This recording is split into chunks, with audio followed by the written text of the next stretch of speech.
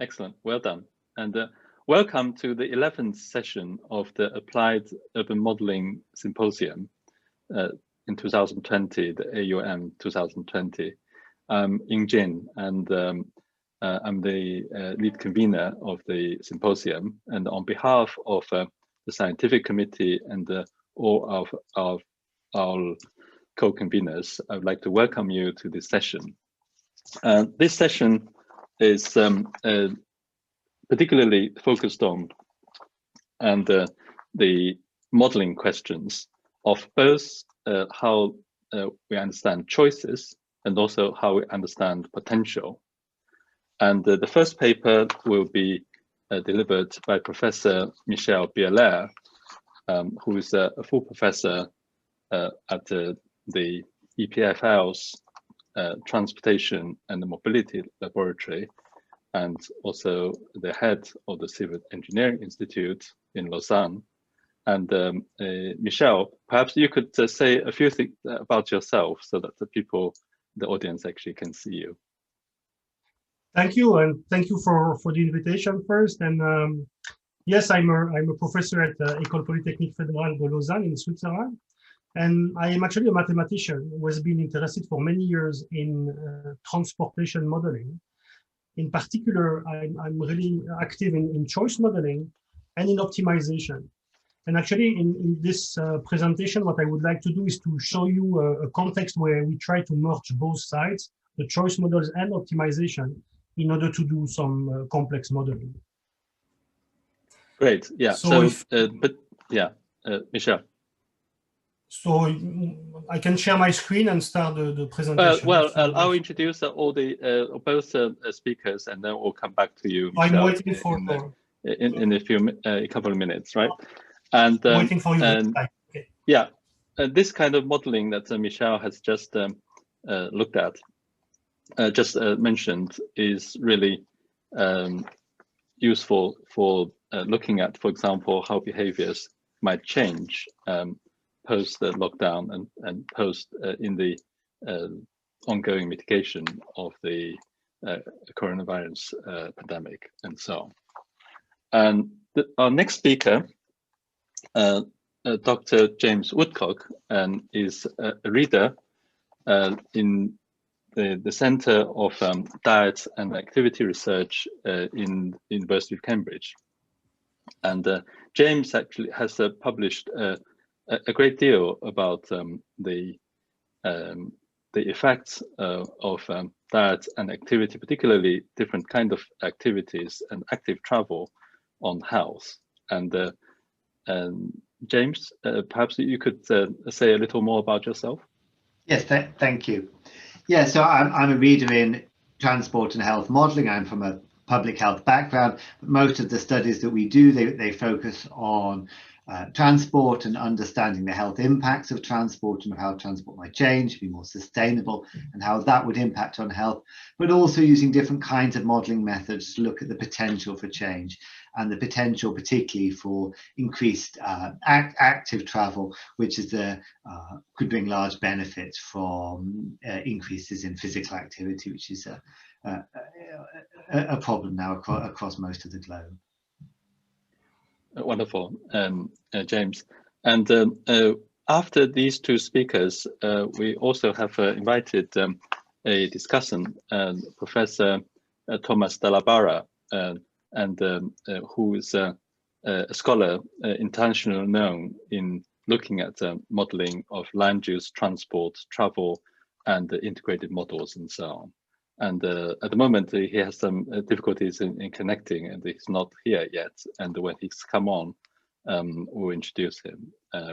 Tomás is someone actually I have been reading since my student days, and a scholar actually who has done a great deal in this field with a book published by Cambridge University Press on land use and transport models. Right. Okay. So. We'll now start with our first paper, and which will be delivered by Professor Michel Bierlaire. Michel,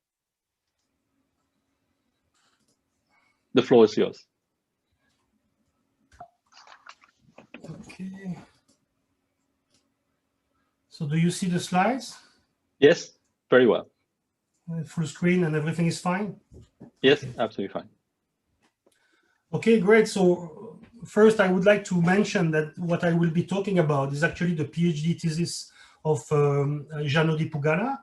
And she's actually collaborating also with Tim Hillel, who is the postdoc in charge of the project. And what I would like to do is today is to really introduce the ideas that we are developing for activity-based models based on optimization. And I will give a presentation about the fundamental ideas, but I would like to mention as well that we are currently working on implementation with the Swiss railways. So the idea is to bring these theoretical models to a stage where they will be actually applied by practitioners. But in this presentation, I would like to focus on the main principles to explain how we model activities performed by individuals. So after a quick introduction, I will introduce the model, the modeling assumptions, and this will bring me to an optimization problem. And this is really the whole philosophy of what we are doing, is to translate this activity-based model into an optimization problem. I will also illustrate these ideas using an example, and then I will talk about future work. So I believe I don't have to convince you that travel demand is derived from activity demand. So nowadays, mobility is more and more complex. And if you want to understand the demand, you really need to understand the way people are organizing their activities. And so this is an important topic that is receiving more and more attention in the literature. And there are two things which are important at this level. One is that you need to look at it at the disaggregate level, at the individual level, because activity demand is influenced by socioeconomic characteristics, social interactions, cultural norms, basic needs, and so on. So things which are really individual. So disaggregate model is one. The second thing is that a key component of activity demand are the constraints, and the constraints in space and also the constraint in time. And as you will see, we will come back to that in the model. I will not provide a complete literature review, but somehow you can see two main streams in the literature. One stream is based on econometric models, and this is the stream that we are following. And there is another stream which is also very rich and interesting, which is the development of models based on rules that explain how people organize their day and organize the schedule of the day. So in our context, we will focus on econometric models. One reason is, as I said before, we have a strong background in choice models, which are very appropriate for this type of modeling.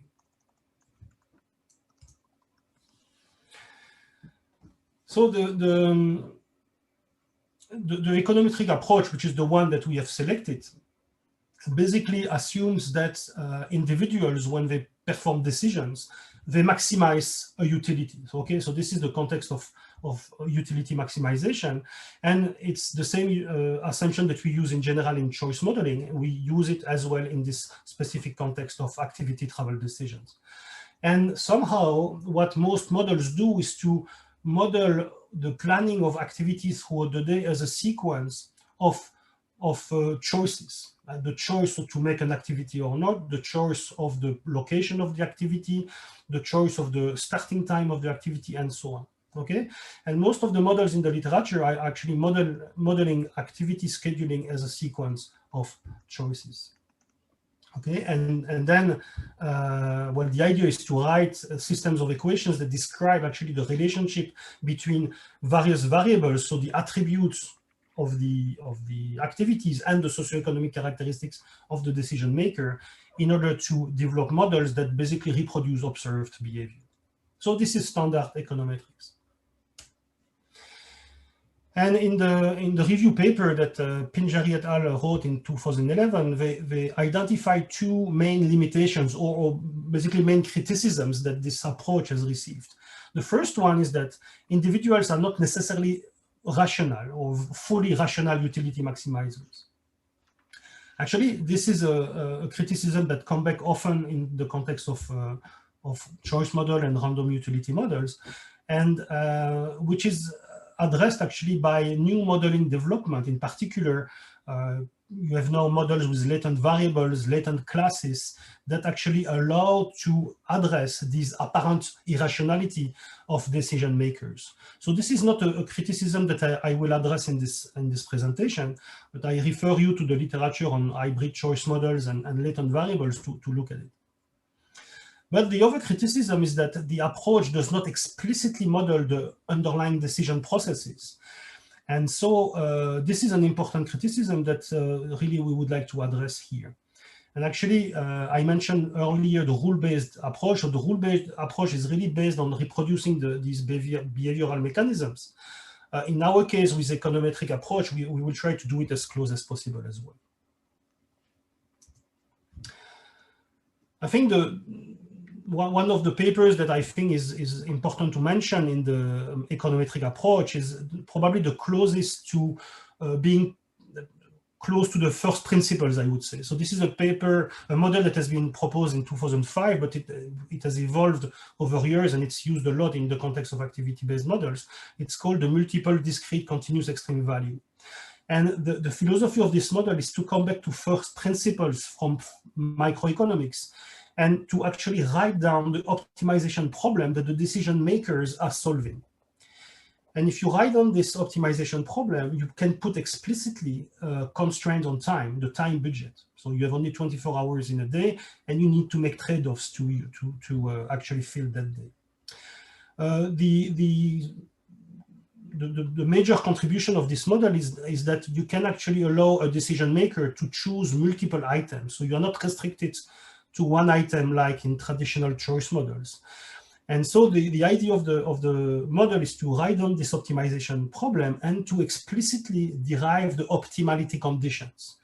Or in optimization, this is called KKT for Karush-Kuhn-Tucker. So these are the optimality condition of the optimization problem. So this is a very nice idea because, as I said, it is based on first principles, and this is exactly the same motivation that we will use in our context. So the research question that we are looking at is, we would like to relax the fact that an econometric model will model activity scheduling as a series or sequence of discrete choice models. Okay, because all these decisions are interacting each other. Okay, so do I decide if I do an activity or not before I decide the location and before I decide the mode to go there? So it's not clear in which sequence people are doing this. So we really would like to avoid assuming any sequence of models, and we would like instead to develop an integrated approach. So we would like to develop a single model that involves many decisions, and in particular, activity participation. So do I perform this activity or not? Activity location, activity duration, activity scheduling, so the starting time of each activity, and also the travel decisions. In particular, mode choice. We can also, and I will show you, we can also involve route choice, although it's less critical in this context. But the idea is to integrate all these decisions in the same framework. So our research objectives is to develop this integrated approach. And again, as I said, for the MDCV, based on first principles. We will use the utility maximization as well as a theoretical framework. And then we actually assume that individuals, when they schedule the activity, they actually solve an optimization problem, which is called the scheduling problem. And by explicitly modeling the time constraints, as we will see, we will be able to measure trade-offs on activity duration. So maybe I want to reduce some time in one activity so that I have more time for the next. And this is the type of trade-offs that I would like to be able to model. So I will basically walk you step by step through the modeling assumptions so that you get a sense of how we actually put all these ideas together to obtain the modeling framework. Okay, so as I said, the first principles is that we have individuals who are utility maximizer. So each individual N has a time budget. Typically, we will model a day. I mean, it's just an example, but it's a typical illustration. And then each activity A considered by the individual is associated with the utility that I denote UAN. And the individuals will schedule the activities throughout the day to maximize the total utility, subject to time budget constraint. Okay, so this is what I call the first principles. This is exactly the same principles that the MDCV model is derived from. And a key assumption that we will make is that people are time sensitive. And we will assume that for each activity, they have a desired starting time and also a desired duration. Actually, you can also model it in terms of desired end time. It does not matter. This is equivalent. But typically, we will use starting time and duration. And if for any reason there is a deviation from this desired starting time or desired duration, well, this will imply a decrease of the utility function. Okay? And so this is the type of things that we will have to measure, is the impact on the scheduling, on the fact that people are not able to perform the activities at the desired starting time and for the desired duration. So how do we model time? So as I said, a typical modeling context is when we model a day.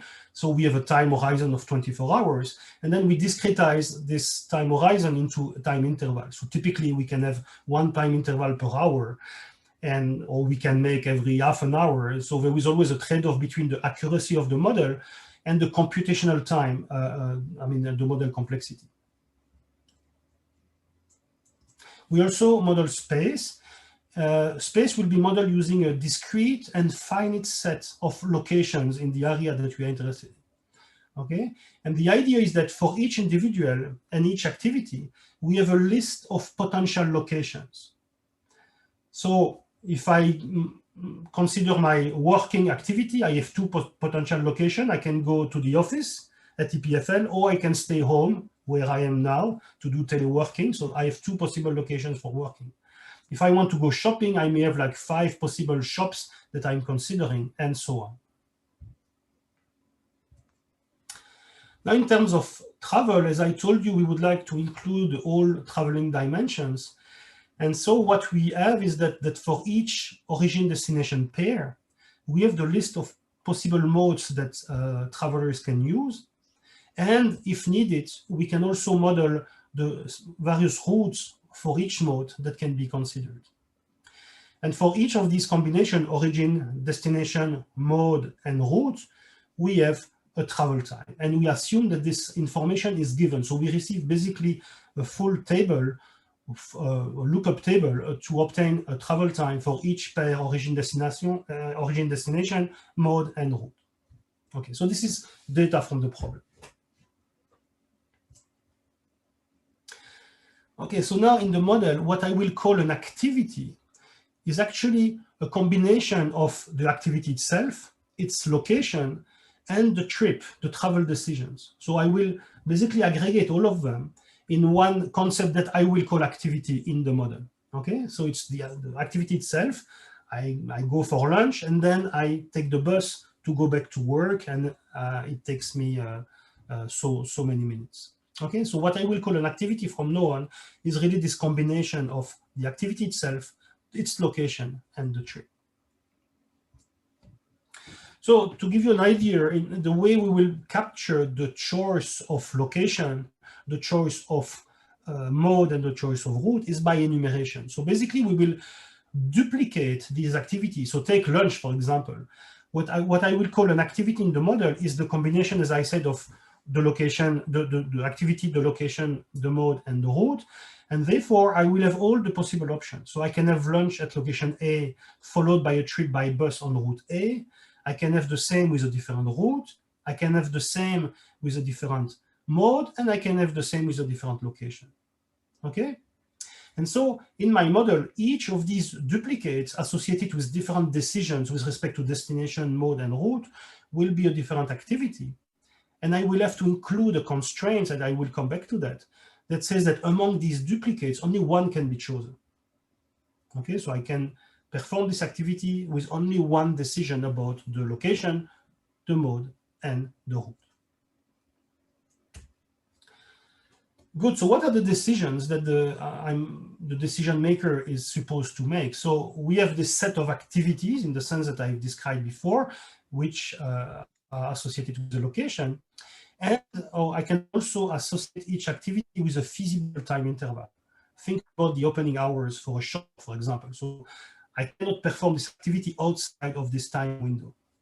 I denote these time windows using gamma. Gamma minus and gamma plus are the opening hours for the activity A. And I'm considering now 4 decisions. For each activity, I decide if I participate or not. So this is captured by the binary variable WA. So WA is 1 if I participate in activity A.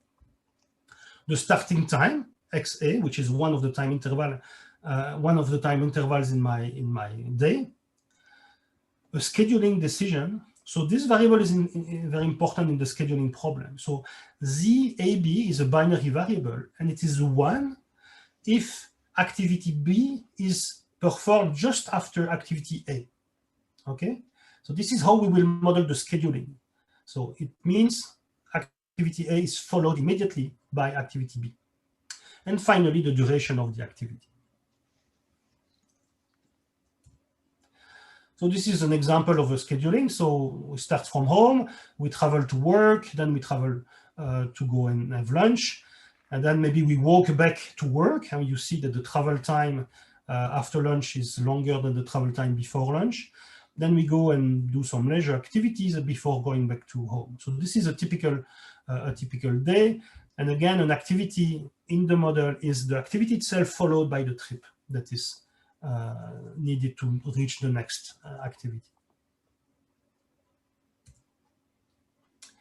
In the literature, usually activities are categorized as mandatory activities, maintenance, and discretionary activities. Actually, in our modeling framework, we will categorize them based on the level of flexibility that these activities have.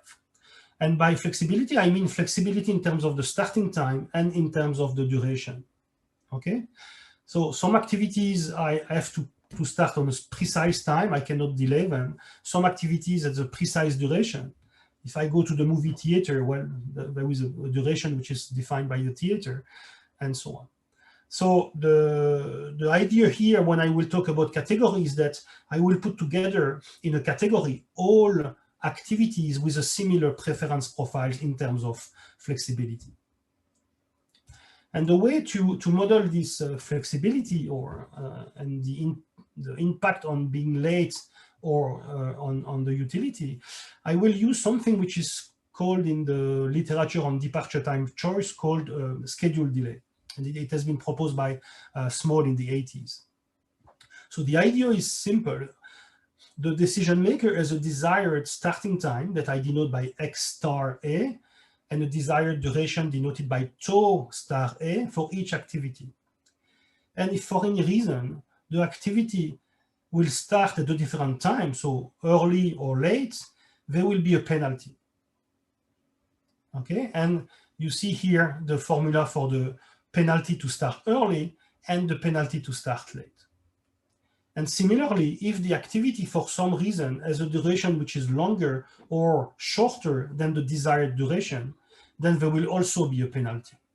And there will be a penalty for a shorter activity and a penalty for a longer activity. Okay, so this is the way to model the impact on the scheduling on the preference of people using these penalties. And when I was talking about flexibility, this is what I had in mind. So maybe with a small picture, it will be clearer. So here I have a graph on which on the x-axis I have time. And x star is the desired starting time for my activity, okay? And then on the y-axis, I have the level of utility. So if my activity starts exactly on time at x star, I have the maximum utility. And now, if for some reason this activity has to start a little bit later, well, there will be a penalty. And as you can see, if you take the unflexible activities, being late, you will have to pay a very strong penalty. So the utility will decrease a lot. While for flexible alternatives, the penalty will be less severe. Another thing to note on this diagram is that the penalty for early or late starting time are not symmetric. Okay, so you may model the fact that the penalty to be late is more important than the penalty to be early. And again, this is a flexibility in the model that allows to do that. So now the disutility, so we are talking about the disutility of being late or being making a long or short activity. There is also the disutility of travel. And this would be easy to model in our framework because we have these variables ZAB, if you remember. So ZAB is 1 if activity A is followed by activity B. So I know that I will have to make a trip between A and B. So therefore, this utility associated with activity A, because the trip will belong to activity A somehow, the disutility, the travel time to go from A to B, is basically based on a lookup table that I was talking about before, and the data that we have for each origin, destination, mode, and route, and just look at what is the one that is activated. So if ZAB is 1, it means that I need to look at this data. So this is really simple, very simple.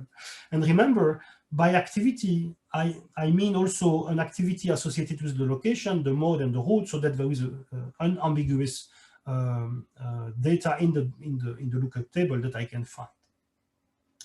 Well, in this formulation, I've put only travel time, but you can easily extend this formulation by putting more variables like cost or frequency, I don't know, any utility specification. But here in this presentation, I just focus on travel time. The only activity that is not associated with a trip is the last one of the day. Because I'm at home and I will probably go to sleep. So, and my day will finish at midnight. So there is no trip there. This is the only exception. Okay, so if I put all this together, I have two parts of the utility function. Here is the utility function associated with the activities, which is the combination of all these penalties that I was talking about, plus a constant that is denoted by CAN here, which is the intrinsic utility to perform the activity, irrespectively of the time when it takes place. Okay, so I love to play tennis, and the fact that I receive a very good utility to play tennis, this is captured by this CAN. Okay, and then as we always do in utility or random utility model, we have an error terms that captures all the other things that the decision makers have in mind that I'm not able as an analyst to include in the model. And the second part of the utility is the travel. So if I look at the utility of a schedule, so here I'm talking about the full schedule of the day. So it has two components. One is the sum of the utilities of all the activities that I have decided to implement, to activate. So W is 1, and then I collect the utility, plus the travel time here, the travel time for all the activities that are corresponding to a ZAB, which is 1. And here, theta t will be negative because travel time is a disutility. So we assume theta t will be negative. And actually, as we described in the previous slide, in the utility function, you have these error terms. So we have an error component here, which is something like this. So depending on which activity is selected to be in the schedule, well, the error terms will be different. And because of this formulation, it's convenient to assume that these epsilons are normally distributed so that the sum is also normally distributed. Okay, so these are the principles, the modeling assumption. But how do I solve this optimization problem with these error terms? This is complicated. I need to find some specification for the probability, but I have a discrete variables. It's very complicated. So the idea is to rely on simulation. So what is the idea of simulation? I will draw from these epsilons. I will generate realizations of the epsilon. and I can, generate as many as I want. And the idea is that for each for each of these draws, for each of these realization, well, epsilon will be a number, right? It will follow a normal distribution, but each of them will be a number. So for each of them, I can actually solve a deterministic optimization problem. Okay, so, and this is what I will do. So for each realization, I have an optimization problem, a scheduling problem, which is deterministic, that will generate the best schedule. And then I will generate different draws from epsilon so that I will generate a distribution of schedules that are optimum from the point of view of the decision maker. Okay, so this is what brings me to the next topic, which is, well, of course, very related, is that using this, I can move from this choice model or activity model with error terms with a deterministic optimization problem, which is actually a mixed integer optimization problem. And it will have exactly the same variables that we described before. The main difference now is that we have an additional index, R, which is the number of the draw. So these are the decision variables. Again, we have activity participation, starting time, duration, and these scheduling variables that we have described before. Okay, but now we have one of them for each R, and of course for each individual. The utility is the same. Again, the only difference here is that I have this R index to the utility, but everything else is the same. So it's the utility for the participation in the activities minus, well, or plus, depending on the sign of theta, the travel time. And these are the constraints of my optimization problem. So first, we have 24 hours. We have a day. Right? Capital T is the horizon. So what we need to do is to make sure that the day is full. And the day is full if we have activity. So the first term is the total duration of all activities we have decided to have, all the activities that have been chosen, plus the travel time. Okay, so this is, I will spend my day in an activity, traveling, and if I make the total, it must be equal to 24 hours. So that's the first constraint. The second constraint is time windows. It means that the activity must start, so it starts at X, A, and R, and finish within the time window. So if I want to go shopping, it has to be during the opening hours. Then we have what I call the precedence constraint. So remember, we had these Z variables, Z, A, B, which is 1 if activity A is directly followed by activity B. And so here what this constraint is saying is that I can have either A followed by B or B followed by A, but not both, of course. I can also have none of them. So if activity A and B are either not implemented or they are far apart, then they will both be 0.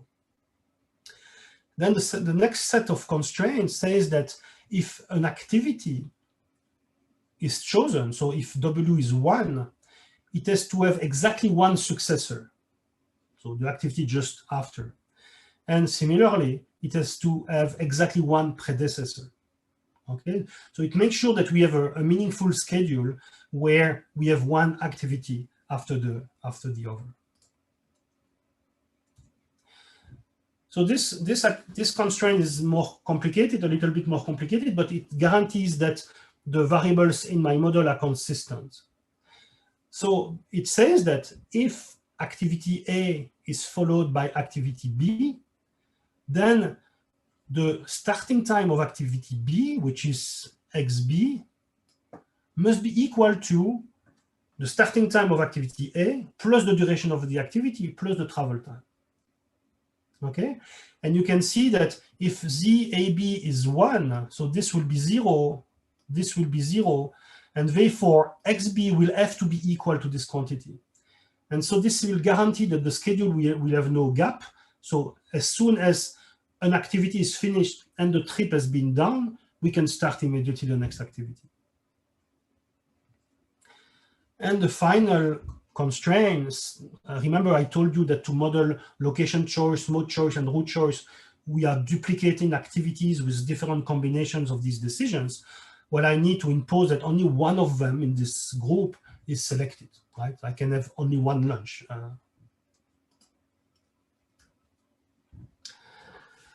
So this is called simulation-based optimization. Why simulation-based? Because we have generated draws from epsilon to generate a deterministic optimization problem. We solve it, and we have an optimal schedule for this realization. Okay, and it includes all the choice dimensions, as I mentioned, so activity participation, location, duration, scheduling, mode choice, and route choice. And then, of course, we cannot derive a closed form probability formula for this choice model, but we can actually, using this simulation, generate an empirical distribution of optimal schedules, so of chosen schedules. And this is the strength of this method, is that we are very close to first principles, and then we can generate an empirical distribution of the schedules. So I would like to give you some example that Janody has been generating. Actually, she has used real data. She has used the microcensus from Switzerland from 2015, where people had to record the activities and the location that they visited. And we got a lot of these trip diaries. And of course, when you have this data, well, you don't have enough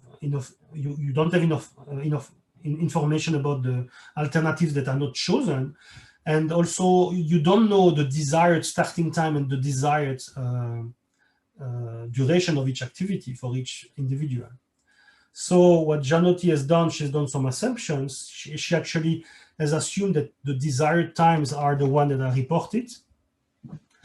She has also designed some feasible time windows based also on the reported information. And the set of possible locations has been generated based on the reported location as well. And in this example, we assume that there is only one category, so the flexibility pattern is the same across the population. So this is the first example. So here, this is one individual, okay? So the variables are always the same, and we have generated 4 schedules. The only thing that changes is the epsilon, okay? Everything else is the same. So the desired starting time, desired duration, the travel time table, and so on, okay? And as you can see, by changing the epsilon, well, each time we obtain a valid schedule because it's the output of this optimization problem, and the constraints are verified. But as you can see, the schedule may be different from one epsilon to the next because the trade-offs will be different. So in the first case, this is like a student who is staying home and then is following his online course, then probably have lunch, I don't know, he's staying home, and then continues to get his online course. So this is the first realization. But now if you draw a different epsilon, well, then the same individual is actually performing some leisure activities now in the evening, and so on, okay? So do you see the idea? Each of these schedules is an optimal schedule for a given epsilon. And this is another example for another individual, and you can see again this flexibility. So here, some activities are activated, I would say, are chosen only for some values of the epsilon. So sometimes it is included in the schedule, sometimes it is not included in the schedule. And in this case, you can also see that for this third individual, you can also see that the duration of activities and the schedule itself can vary from one epsilon to the next. And actually, this is the power of this framework, is that we can actually model these trade-offs, and the fact that if the epsilon changes, maybe people will swap activities or change the duration in order to accommodate the total utilities throughout the day. So this is where we are right now. And now the main challenge that we are working on is to estimate the parameters of this model. So you have seen many thetas in the formulation. So now what we would like to do is to use the data like the microcensus in order to estimate the parameters. And in a nutshell, I will just summarize what we plan to do. So this is ongoing work. I don't have results to show you. But the idea is to is to exploit a technique called sampling of alternatives. And the reason is that the number of possible schedules is huge. It's a combinatorial set, right? The number of possible combinations of activities, modes, location, and so on, it's really huge. So there is no hope to enumerate this, okay? So we will use this technique of sampling of alternatives, which has been proposed by McFadden back in '78. And so for each observation, we will generate a sample of alternatives that I denote by C tilde n. And we can use specific techniques. Actually, we have developed an algorithm for root choice with Gunnar Flotterød, and we are planning to use a similar algorithm here in this context. And then for the estimation itself, the idea that we are currently investigating is to add an extreme value error term to each schedule to obtain a mixed logit model or mixtures of logit. Now remember, all my epsilons were normal, right? So these are error components. And if I add the logit term, the extreme value term, then I will have a mixture of logit. And then I can exploit a result by Guevara and Ben Akiva in 2013 that explain how to estimate a mixture of logit using a sample of alternatives. And this will help us to write the maximum likelihood problem and to basically estimate the values of these parameters that are included in our model only based on these samples of alternatives. Okay, so in summary, well, what we have achieved so far is that we have been successful in formulating the model. Of course, I showed you like the final version here, but we have been iterating many times in order to make sure that we have all the dimensions we needed. We have applied it on real data to make sure that it produces meaningful results, and indeed, the results make sense. So I gave you some examples of schedules that we are able to generate using this framework, and they are meaningful, and so therefore they will be useful. And so again, the whole philosophy is to have an empirical way to generate schedules which are chosen by an individual. And what we are working on right now is the methodology for parameter estimation. As I showed you, we have already a clear idea what to do in terms of this methodology. We need to implement it. So I will stop here. I have included a bibliography in the last slide so that you can have a look. And the slides are available online, both on my webpage, and I guess it will be also put on the webpage of the organizers. So thank you for your attention. And of course, I'm available here. I will be available until 6. If you have any question or comments about this, I'm really welcome to address them. Thank you. Fantastic. Thank you so much, Michel. So yeah, and also really delighted that you're able to make your time available, not only on this session till 5 o'clock, but also between 5 and 6, where we could have an after session discussion, where there may be quite a lot of questions. And this time, yeah, I just wondered whether there are any clarification questions or any questions that you would like to ask, which you could type into the Q&A. And meanwhile, we also have over 300 people on social media platforms. The majority actually in East Asia, and it's not so clear at the moment about Facebook yet, but actually we're sure that there were over 300 of people who are listening, and those who are listening on social media platforms, that you're also welcome to ask any questions which can be fed back. We cannot be guaranteed that you could answer immediately, but we certainly will get to them and then get them to Michel and the feedback to you.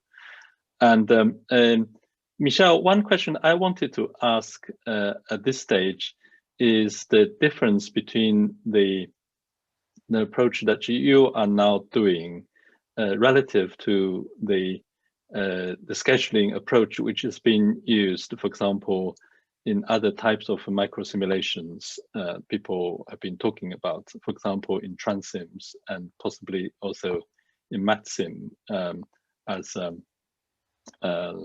the precursors to this area. And have you actually done work to compare those two, or actually this is the approach that is clearly it has its own breakthroughs, and I can see I'm very excited by that. But have you compared with other people who have done similar things in the past?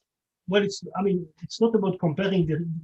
We are really upstream of this. So our main motivation actually was to feed Matsim with a schedule of activities. Right? This is exactly the motivation of this approach. But we need to derive a model based on observation, and this is really the motivation. But once it's done, when we have estimated these parameters, we can generate schedule which can be included in Matsim. That's and as I said, we have not yet estimated the parameters, so we were not able yet to compare with other methods for generating schedules. But this is the objective. But clearly, you were mentioning Matsim. This is I was mentioning this project with the Swiss Railways, and this is exactly what we like to do: is to generate a synthetic population with actually a schedule that makes sense to feed into Matsim. Yeah. And one of the issues, although actually there are others like Professor Michael Batty who actually have used Maxim, I have not actually myself used the Maxim. My understanding is that these need to be input, and then one of the potentials of your method may be that you can generate a fairly diverse and a very sort of large set of variable schedules that you can put in, and also these schedules potentially could be very sensitive to where people live, where people work, and what kind of preferences of modes and so on. Yes, and if I may add, something which is important is that we don't produce one schedule, we produce a distribution of schedules. And this is extremely important in simulation. So of course, up to the time budget you have to run your simulation, but as I showed, the same individual may have several schedules which are optimal depending on the epsilon. And so the fact that we are generating an empirical distribution of schedules allows to analyze the impact of this on Matsim afterwards. So this is also something important to mention. Yeah. One extra question I want to ask in this context is that to what extent you can factor in errors people make in their schedules. And I'll give you one example, because on the London Underground, it's called the Tube, there are millions of cameras actually monitoring the whole network at any given moment, I think even now. But certainly they find a lot of very suspicious activities. And when people investigated, I think almost invariably, these actually were two passengers for one reason or another making mistakes. So they get into a platform and suddenly leaves and go to another one. Sometimes they kind of they ride a few stations one way and then sort of come back and so on, and which in the early days raised a lot of alarms, but actually found out most of these are absolutely harmless. So presumably those could be introduced as well. Well, so yes and no. So this framework is based on the scheduling. So this is what people plan to do, right? And usually people don't plan to make mistakes, right? So that's they schedule their day in a way which is rational somehow. Now, these mistakes, of course, influence the observations that we get, and this is called measurement errors. Okay, and in what I presented, these errors are captured by these epsilons, and in a very, very simple way. And now, if you know more information about the source and the reason of these mistakes, you can always extend the model using what we call measurement equations. So this is adding an extra level of complexity, which, well, is theoretically possible, but we don't really consider this right now. But and this is true for any choice model, right? So if you know the potential source of measurement errors, you can model them explicitly and include it in the model. Yeah, but this is not specific to this framework. It's in general for choice models. And in fact, this data, to some extent, is available from London Underground, because the Oyster data usually can be made available in a limited way. And in fact, one of your co-authors, Tim Hiller, actually knows quite a lot about it. So actually, there might be something that. Yeah, I'll talk to him. I mean, we can look at it. Absolutely, it's an interesting avenue for research. Yeah, and if there are no, if there are no immediate questions, what I'd like to do is carry on with the presentation, so that I'd like to turn to Dr. James Woodcock, who actually will produce the will give the talk on the next paper. Okay. It's on actually one of the many travel modes. It's cycling, and it's probably one of the most challenging one to model for a variety of reasons. And perhaps James actually could will show us actually how this actually is tackled. Right, James? The floor is yours now. So actually, thank you so much. Great to, metaphorical floor in the Zoom room. Thank you. Yeah, great to hear that. Good. Cheers. From Michel. I'll just try and share the screen. So let me know if this is working correctly. Is that working correctly? Yes, it works. It works absolutely fine. So actually, this is in presentation mode now. Yeah. Thank you so much. So I'm going to talk about the work that we've done in an academic collaboration with University of Leeds, University of Westminster, on developing the propensity to cycle tool. First of all, I'm just going to say a little bit about the history of the propensity to cycle tool. So it's a tool, it's a model that was created to support cycle infrastructure planning and other investment for England and Wales. It was developed by an academic team for the DFT, that's the Department for Transport in the UK, with some additional research and policy funding. So it's a example of co-production between academics and government here. It's an open source code base, it's a free to use website, and it has data downloads as well. Initially, we just did this for commuting, to travel to work, based on the data availability, but we've now included travel to school as well. And it was launched officially in 2017, then we made it available on a rolling basis, and then there were some major updates, which I'll bring in during 2018 and 2019. It is recommended in national guidance for local government planning on where to invest in cycling and trying to put in bids for national money that's been made available, particularly around the pandemic. We've got recorded use by, I think, 81 organizations now. It's used as a baseline visualization tool to look at current patterns and distribution of cycling, as well as for what we more intended it around visualizing potential. It's used across different areas of England. Perhaps these details are not so interesting for an international audience, but it's used across different parts of the country. And again, this may be a little detailed for international audience, but it's mainly been used around these things called local cycling and walking infrastructure plans, which have been initiatives developed that require local authorities to put together what they're doing around walking and cycling, and to have some evidence base behind this rather than just coming up with fine words. And it's been used as part of successful funding bids, including these different funding mechanisms that the UK Department for Transport makes available to local government. So there's a planning problem that the PCT is designed to solve, and that really is about where to build cycling infrastructure, where to put it. And one of the things that's traditionally done is to do it where it's easy to build. And these may be in out of the way places. This may not be where anyone actually wants to cycle, but it's where there's little opposition, or where there's wide space on the roads perhaps, and there's relatively easy opportunity for building the infrastructure without anyone complaining. Another place is to look where there's lots of current cyclists.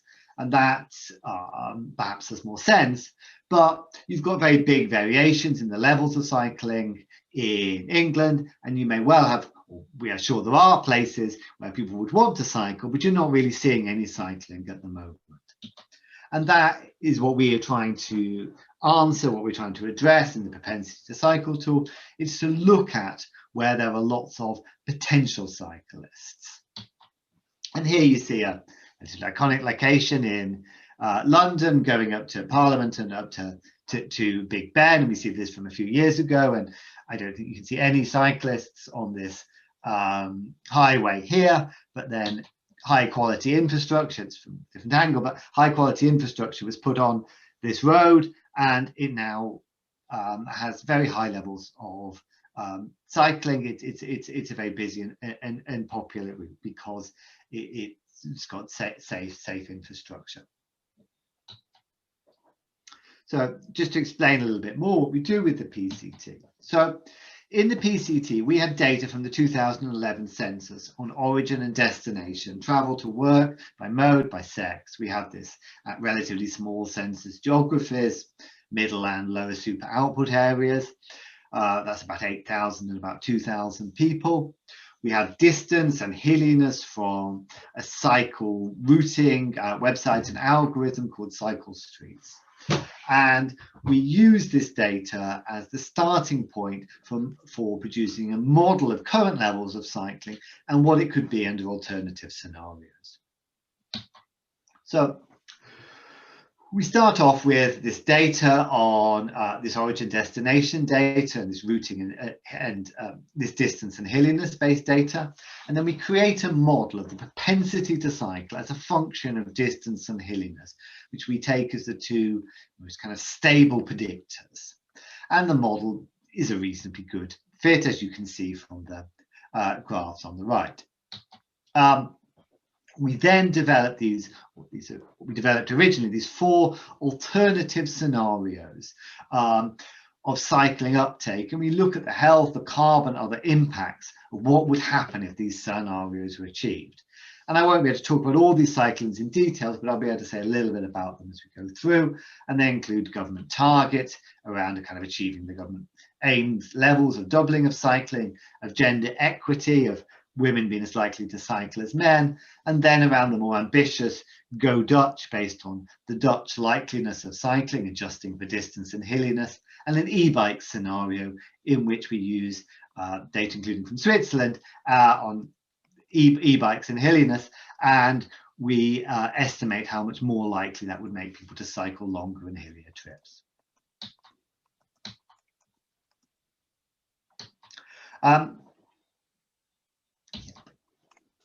And then these are available through an online visualization tool, the propensity to cycle, the pct.bike, where you can also get the data downloads. This is just a screenshot from the tool showing before you go into the details for any one of those regions of England. Actually, it's before we added in Wales. Any one of these regions of England showing the area level of cycling, and then which you can toggle down by the radio buttons on the different scenarios there. So just to say briefly a few thoughts on scenarios and the approach we take for why we model scenarios of change in the way we do, rather than an estimate of what the effect of an intervention would be. And yeah, so we estimate cycling potential under scenarios for areas and along routes for the whole of England and Wales. So for thousands, tens of thousands of different origin and destination pairs. And as I said, we calculate the cycling potential based on the distance and the hilliness, at least for most of the scenarios. And these are generally hypothetical scenarios. They're what ifs. And as I said, they include quite ambitious changes for England, which has relatively low levels of cycling on average, up to Go Dutch, which has some of the highest levels of cycling in the world. Yeah, as I mentioned, there's also a gender equity and government scenario and government target scenario. But in terms of the why scenarios, I would argue that Traditionally, transport models, I know a lot of people are working on this, and certainly it's improving, but they don't deal as well with walking and cycling as they do with car trips and with public transport. And that's traditionally not also been such a focus of them. I think there's also a challenge that models that are very well calibrated on current behavior are not so well suited to consider step changes in behavior, to see the large scale changes that we're interested in investigating with cycling, here with particularly our Go Dutch and e-bikes. I would argue scenarios can show what a future might look like in terms of size, in terms of the spatial distribution of benefits. And this can be considered separately from the question of how we get there, what the steps might be to achieve these, achieve this vision of the future. And I mean, it's a brief divergence. I mean, the PCT and the PCT team, we're sort of agnostic on behavior change. I think we would argue that infrastructure is the main barrier to cycling, but it's not the only one. But one social science theory that we have kind of looked at times is around practice theory, and where for practice to succeed, such as cycling, it needs the right combination of stuff. And in England, often quite a lot of stuff is needed to cycle, with helmets and high vis being quite normal skills. And again, in England, cycling can be quite a high skill activity in terms of how you negotiate traffic and potentially in terms of route finding as well, and quite different kinds of roads, and the meanings that are associated with cycling. And these can be meanings that people don't want to relate to or don't identify with themselves. And for cycling in a lot of England, the meanings can be around fitness, which is attractive for some and not for others. It can be around kind of risk taking, which is generally puts people off, but not everyone. Or it can be around kind of green environmental behaviors, which again attract some people, but for others are not the kind of meanings that they would want to associate them with. While in a country like the Netherlands with very high levels of cycling, there's much more generic meanings about cycling. It doesn't have these kind of these kind of narrow meanings. But to move on to what we're doing in the PCT a bit more, as I said, we've done a recent upgrade recently, and one of these things has been to improve the government target scenario, and we've now got 2 versions of this. And one of these is the near market government scenario, where we also include the demographics of cyclists and model that the new cyclists would be much more similar in demographics to the existing cyclists, which is bad for equity, but might be a more realistic short-term vision of what you might expect to happen. We've also got a new schools layer. As I said, we now do travel to school, and we've introduced a Go Cambridge scenario, because Cambridge has very much higher levels of cycling, and particularly cycling to school, than any other area does of England. So though it's not as high as the Netherlands, it does give perhaps a UK-based target of what cycling levels might be achieved. About the PCT, as I said, there's different ways to use it. The first is the interface, requiring only a web browser. For much simpler analysis, for just looking at and getting the feel, that is what we would recommend. Then there's the data downloads, which people can look at in Excel or QGIS or something like that. And then there's the skills for the kind of minority people who want to work and modify the code base in R. Now I'm just going to go through some bits of the PCT interface here. Here you see as I say, the kind of the landing page with one of the city regions and the level of cycling in 2011. Then if you go in and zoom in to the region itself, what you're seeing is the area levels of commuting cycling, color coded for the middle super output areas from 2011, across the Liverpool city region. Zooming into that and looking at one of these areas, you see just at the baseline the numbers of cyclists, the numbers of drivers, the details of the census geography.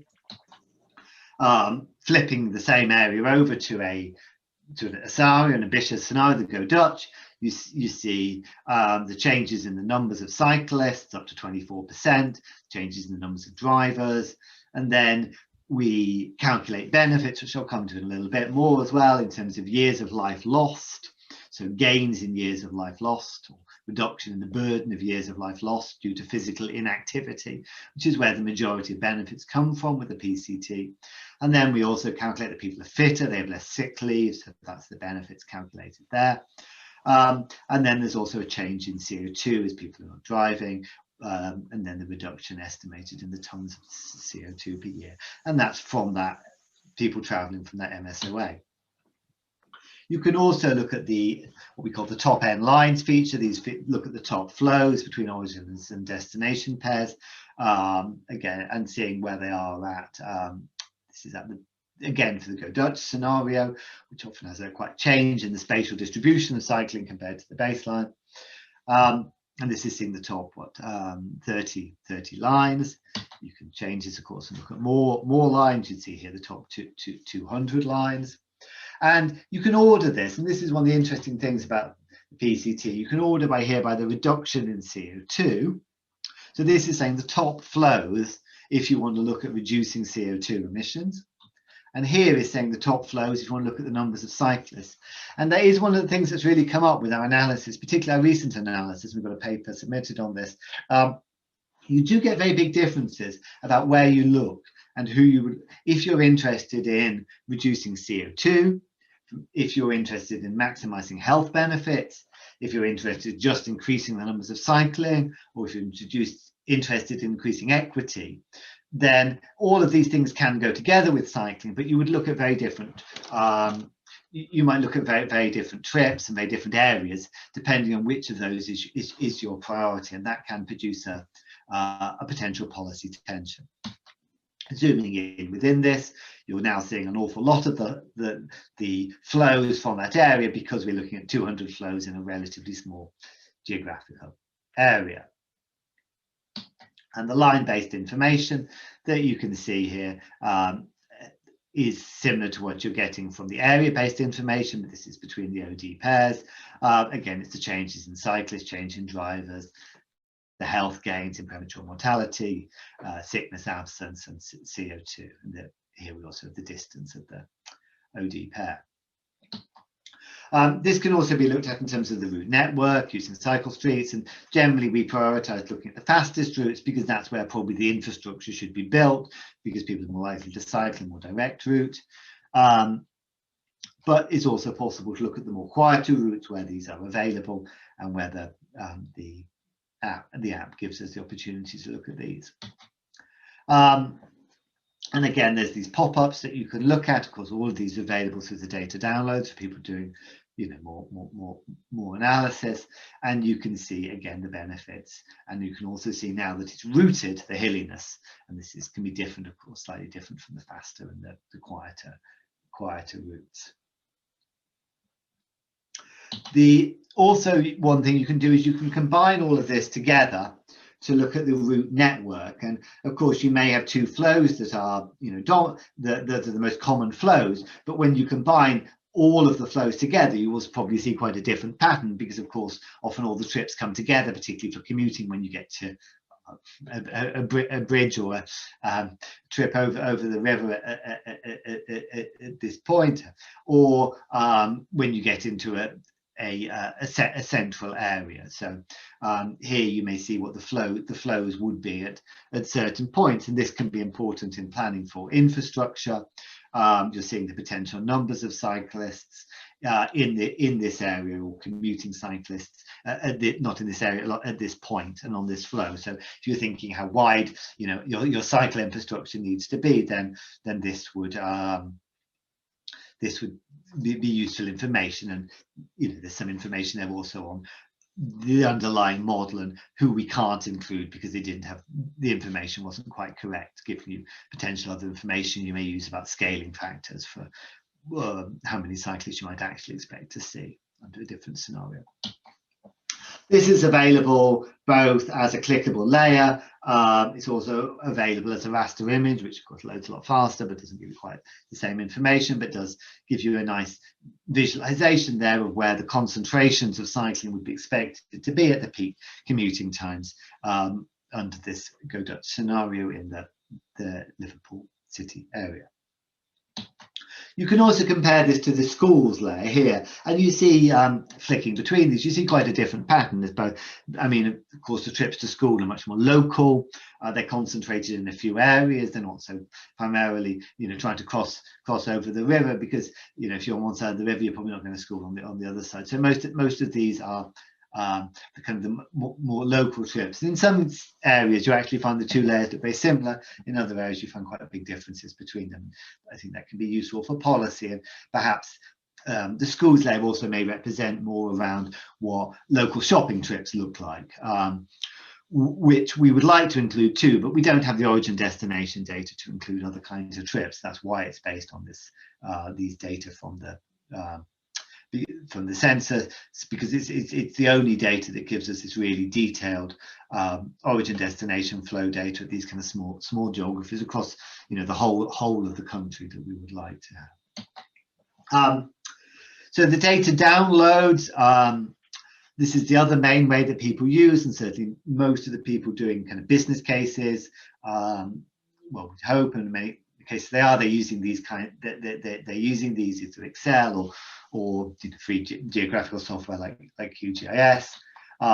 You can do bespoke visualizations. Clearly, there's millions and millions of ways you can look at the data, and we can only show a few of them with our own interface. You might want to show the areas where the greatest health benefit is, for example. You can do different aggregations of areas, looking at your political area of interest, perhaps, rather than the areas we've used partly for a data processing perspective, to make it manageable if you think how much data we're having to work with here. You can also do some other bespoke calculations to fit with the transport appraisal guidance, which again we can't do all of. And people often want to combine with other data sets to go, well, look, we're building this infrastructure here, even of these two maybe equal areas, because of the childhood obesity levels. Or we know there's an injury problem here, so we know this is where we need to do something, as well as it's got high potential. Or we know there's cycling infrastructure here, so this would make more of a connected route. So these are the kind of things we'd expect policymakers and local planners and consultants to be working on when they take data from the PCT, but actually want to apply it to their real problem of planning. I'm now just going to say a little bit about some of the things we've been doing with the health calculation, the propensity to cycle tool, and how we've been working to improve that recently. And so I'm a health modeler.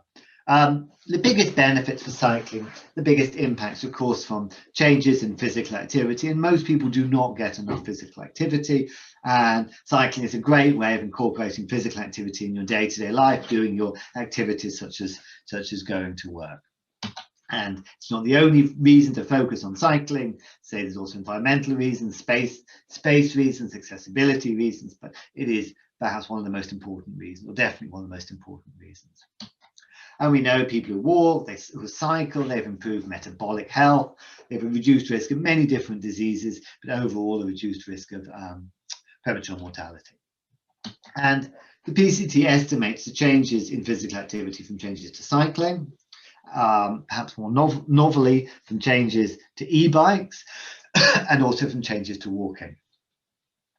And we use a version of the UK Transport Appraisal Guidance for health and health economic impacts. We've developed and improved this in some way. And for those who are perhaps partly familiar with this kind of area, this was originally based on some of the WHO heat tool methods, but we've taken this and developed it further for the UK context. And yes, it includes both reductions in premature mortality, years of life gained, and the benefits from reduced sickness absence. So a little bit of physical activity epidemiology here. There's an intensity of activity. Different activities are different intensities. Clearly this is a range, but one usually takes some kind of average value. Walking generally is kind of at the moderate range, so you can walk very slowly or you can walk fast. Cycling is more towards the vigorous, but of course it also varies. But this These gives you a way of standardizing activities as this value called MET, metabolically equivalent of task, which is a measure of the intensity of the activity. And so if you times the intensity by the duration, then you can get a total volume of activity. And that then can be related to your risk of developing a disease or premature mortality. And that's what was done in this study here by Paul Kelly. And there's a relative risk, a relative chance of dying in a given time period if you were doing this volume of physical activity, 11.25 marginal MET hours per week, which is about the recommended level of physical activity, and relating that to if you're doing that volume of activity on about 150 minutes of moderate intensity activity per week, then it will give you about 11% lower risk of premature mortality. And this is for walking. And then this is for cycling. This actually comes out very similar, definitely within the error of the study. So we should assume that these are roughly similar, but of course you're getting the physical activity volume slightly quicker with the cycling because it's a bit more intensive. So 1 hour of cycling will get you more benefit than 1 hour of walking because it's a more intensive activity. But when you combine them as volume, they seem to be very similar. E-bikes have not been studied obviously in the same way. They're much newer. There's not thousands of people in these kind of studies that we used as for the walking or cycling. They're not covered therefore in heat, the WHO heat tool, but they do enable faster travel and require less energy from the rider than traditional bikes, so we can use some principles here. And we estimated new speeds and intensities for this mode, and essentially it gives you a smaller benefit for each minute spent using an e-bike than from conventional cycles. But it allows us to give them a MET value, an intensity and a volume that means we can compare them against walking and against cycling. And when we're doing the PCT, one of the things that we do that sometimes other people maybe haven't always done is we make sure we subtract any walking that is changed, because of course some of the trips that are now cycled were previously walked, and it's important that we consider the gains in physical activity from new cycling, the gains from new e-biking, but we also consider the loss from displaced walking. And because walking is slower, in some places this can be quite a lot. So if previously you were walking for an hour, you might now cycle the trip in only 20 minutes, and so you'll be doing less physical activity than you were before. Now, of course, that's a travel time saving, but that's not what we're modeling here. And from a physical activity perspective, that would be a loss for that individual. So when we're applying these relative risks, that's the relative risk of premature mortality, we apply these to the risk of death, and this varies, of course, geographically across the country. It varies, of course, between men and women, and as we all know, it increases rapidly with age. So we try and use as locally correct data as we can to provide locally relevant estimates of the benefits using age and sex-specific mortality. And of course, we have this for our population of our synthetic population now of people changing their behaviour for every local authority in England and Wales. And as I say, we've got individual level data, so we can calculate this now based on the individual's age and sex rather than just the average of a commuter cyclist in local authorities, which gives us a much nicer answer, more accurate, precise answer. And we use data from the Office for National Statistics on deaths and the mid-year population for each local authority in England. And then we apply a monetary value to this in line with the DFT approach, the value of statistical life, and now we actually also use a value of a statistical life year as well as part of that, but I haven't put that down here, but we apply this for deaths and for years of life lost as well. And then, as I say, it's important to consider the loss of walking, because for a trip of a given distance, walking involves more physical activity than cycling. So for flow, the observed benefit can be negative if a high proportion of new cyclists previously walked. And this is usually when you've got very short trips and they may have a very high cycling potential. So you do need to look carefully and see what you're seeing there. And if you look at the health gain, it may actually be negative there, but that doesn't mean it wouldn't be a good thing. There may be other reasons why you want to do that, why you want to increase cycling there as part of a general pattern to increase cycling, also to reduce travel times for people.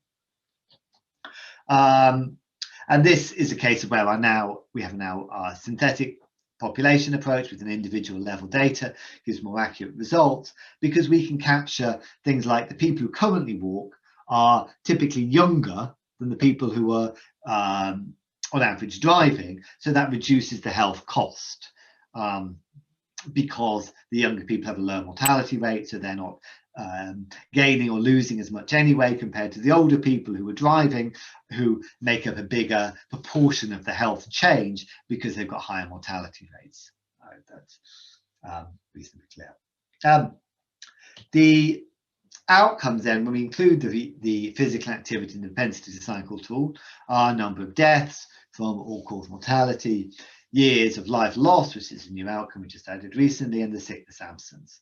And as I say, these methods are those principally that are used by the Department for Transport in their transport appraisal guidance, but they're extended to allow for e-bikes and to allow for hilliness, which I'll just come to very briefly now in the last little bits of the talk. So I'm not going to go through these equations or approach in any detail, but essentially what we've done is we always included the effect of hilliness on the likelihood of a cycling potential. So in a hilly area, or between two hillier points, you've got lower cycling potential, and then that was central to our model. But we never included originally the effect of hilliness on physical activity, and as far as I'm aware, no one else had been doing this in any other model either. And of course, as everyone's aware, if you're cycling up a hill, then you'll be spending a lot more energy than if you're cycling on the flat, which is why it puts you off doing it. But it does mean you'll get, if you do it, you'll get a bigger health benefit. So it's important to include. So we did some analysis to try to include it, developing an approach, looking at the wind resistance, the road resistance, and gravity. We also made assumptions about the percentage of the time that's stationary, the extra effort needed to accelerate from a stationary, like when you're stopping traffic, and allowing also for the fact, of course, you're perhaps cruising downhill when you're cycling as well, and when you're e-biking, the hilliness will be less of a barrier. Hilliness, of course, is a sort of double effect. Both it increases the work, but also it then, because you're going slower, it increases the duration. So as I said earlier, the total volume of physical activity is the intensity of the activity times by the duration. So it increases kind of both of those elements. And the way we did this, we tried to work from these kind of first principles, taking kind of average values for the size and the kind of resistance that we thought would be applied across the network. But then really we tried to reach what we would say are plausible and compatible overall values, in that we weren't trying to say, aha, everyone is doing less or more physical activity than they were before. What we're trying to do is keep the average roughly the same, but recognize that in hillier areas, people are doing more physical activity, and in very flat areas like Cambridge, people are doing less physical activity. And so the benefit should be adjusted accordingly. And really, that's what we were trying to do, and find plausible ways to do that. And you can see that here. When you look at the average health gain per commuter, this is years of life lost, or per 100,000 commuters, I think it may be. But and you see hilliness quintiles going up from the least hilly to the most hilly, and you see that in the old results, well, you see first of all that in the least hilly areas there are much bigger benefits because there's a lot more cycling potential in those areas than in the most hilly areas. But when we make the adjustment to account for the fact that physical activity, it's more physically exerting to cycle in a hilly area, then you see that the benefits in the least hilly areas fall slightly, and the benefits in the most hilly areas increase by a bit over 20%, maybe 30% or so. Okay. So as I said, using our existing model, hilly areas always tend to have lower cycling potential than less hilly areas. However, our new approach means that we can represent the physical activity energy expenditure is higher in a hilly area, so getting more health benefits. Now, before wrapping up, I'm just going to say something on the sickness absence calculation. This is the economic value of reduced sickness absence, and for this we used a similar approach to mortality. And average hours of sickness absence are calculated as a function of the sickness absence rate, how many days off for sickness people have, as a percentage, and the total working hours. And of course, these vary by sex, by age, and by region quite considerably as well. And we calculated age and sex specific average hours of sickness absence for all the regions in England and for Wales. And these ranged from 8.2 hours for young men in the East Midlands to nearly 70 hours for middle-aged to older men in Wales. So quite considerable variation there. These are then monetized, and of course you're talking about much more real monetary losses with sickness absence than with health, where it's a kind of welfare economics approach to convert health into a monetary value, but they can still be then using the UK appraisal methods combined together to give a total measure of the health economic benefit that would be realized from the different scenarios across each of the desire lines and within the origin destination pairs and the flows, and within all of the output areas that we're looking at across England and Wales.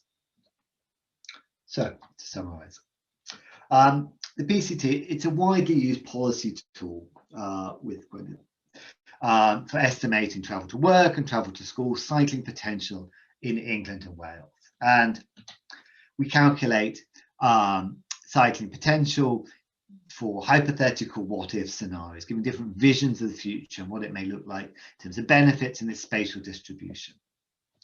Underlying the PCT is now a sophisticated micro-simulation model that means we can play around with whose trips change in many ways and also look at what that would mean in terms of health and health economic benefits.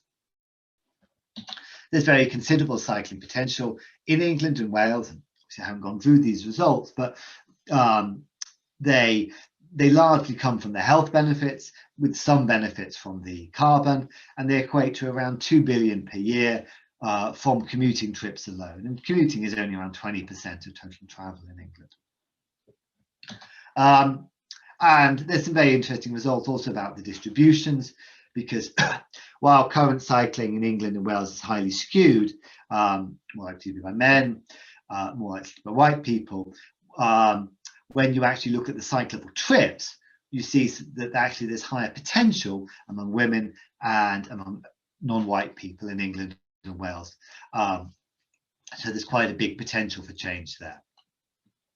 And when you look at policy goals, it does depend which policy goal you look at, whose trips and which area you may want to prioritize, whether you're most interested in health, cycling levels, carbon benefits, or reducing some of the inequalities that we see in cycling or in other areas of society.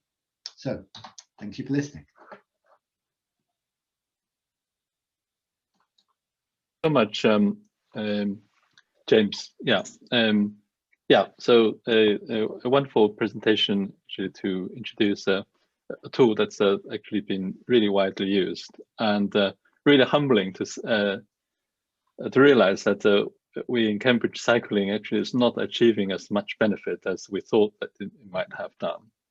And one of the questions I asked everyone who's actually looking at cycling was this puzzle that we are still puzzling out, which was that Cambridge and Oxford, although in terms of the urban layout and the nature of work and residence characteristics and so are very similar. For Cambridge, the cycle to work modal share for the Cambridge residents is twice that of Oxford. Have you actually come across this problem, and I just wanted to know whether you actually shed any light on this topic?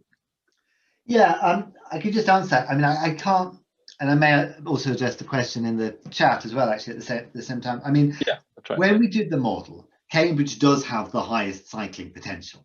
I mean, it's not, right. If you look at the distance and hilliness based model, because it's so flat and based on the distances people were commuting in 2011, it's not that surprising, it's higher.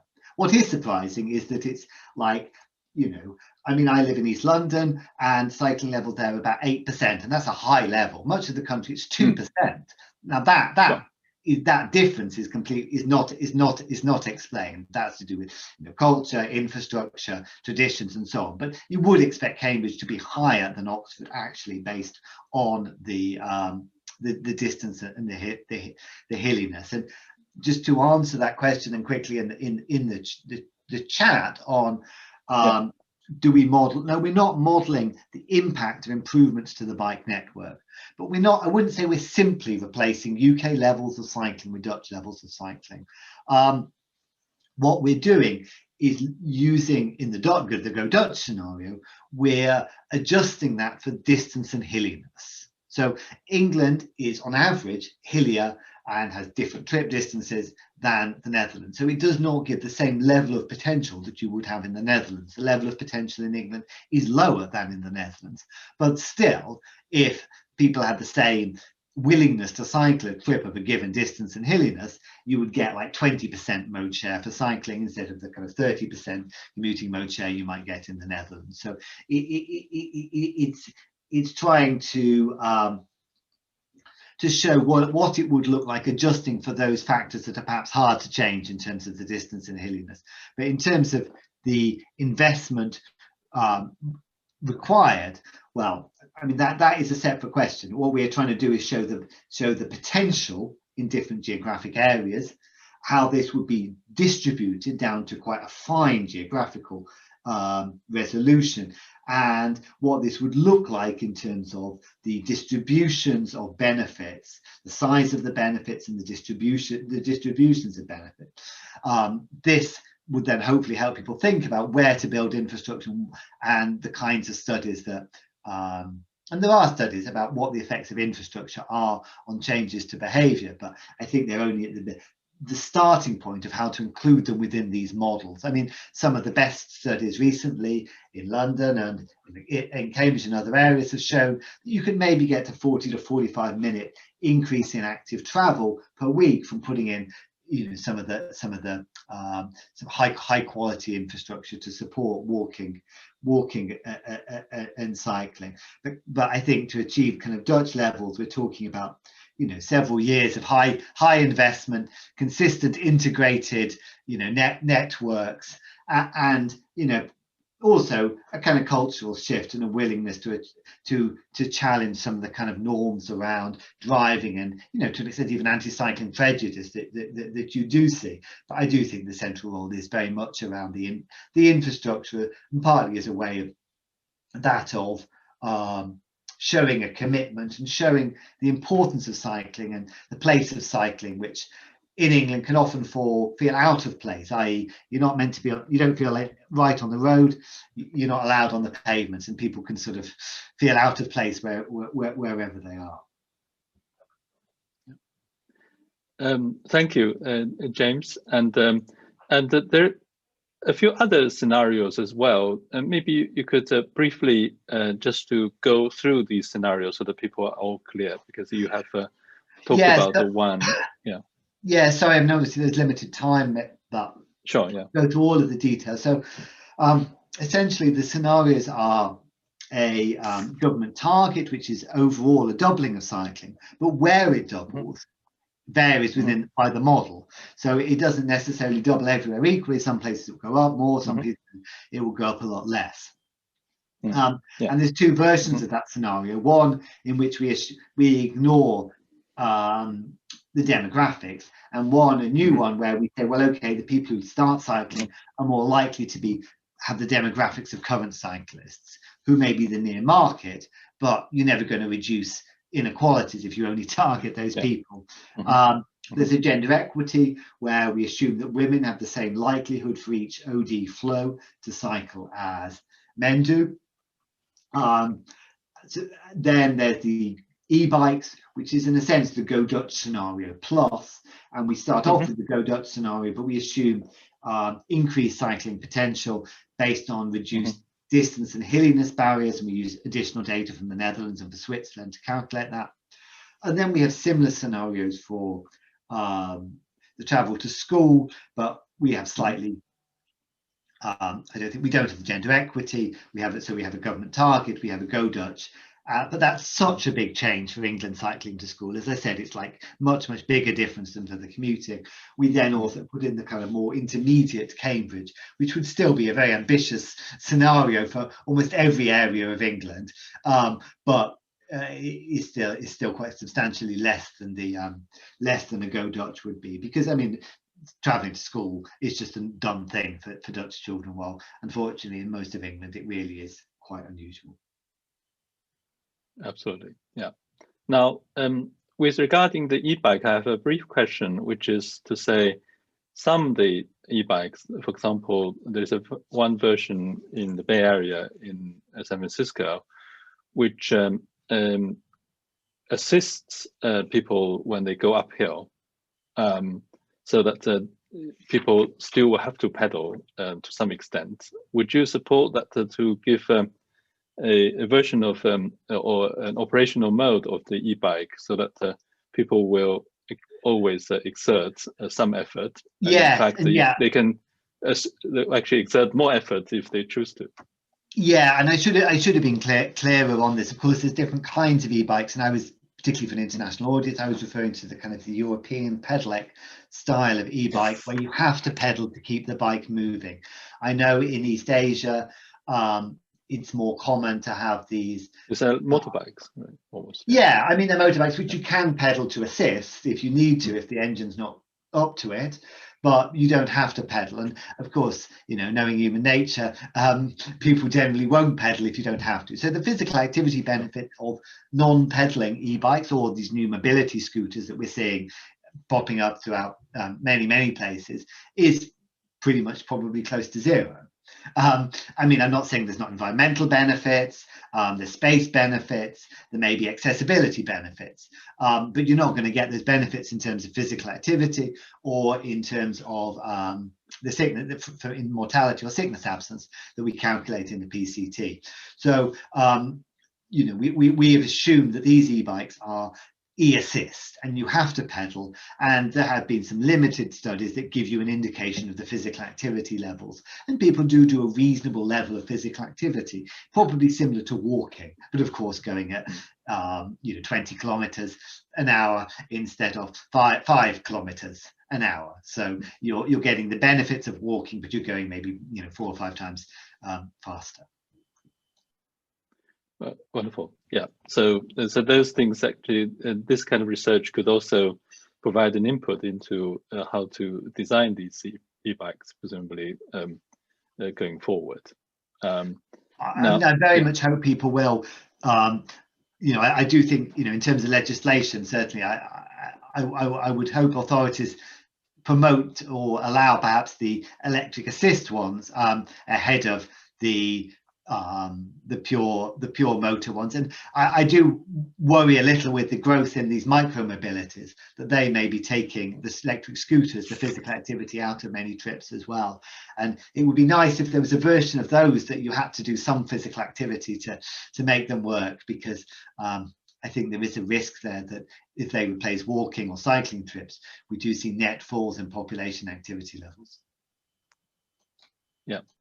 Now, there are actually questions that are starting to come in, but I suspect at this moment it would be good to introduce our discussant for the session, Professor Tomás de la Barra.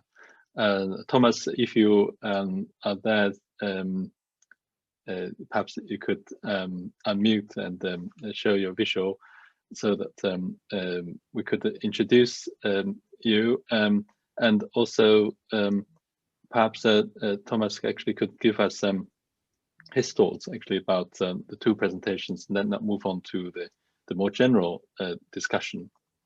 What would be good as a reminder is that the speakers actually kindly agreed to participate in the after session chat, in the informal chat as well, where people can actually have a more direct discussion with them, and a lot of these questions perhaps could put to the both speakers as well, right? So so turning to Professor Tomás de la Barra, who is an internationally known scholar of land use and transport modeling.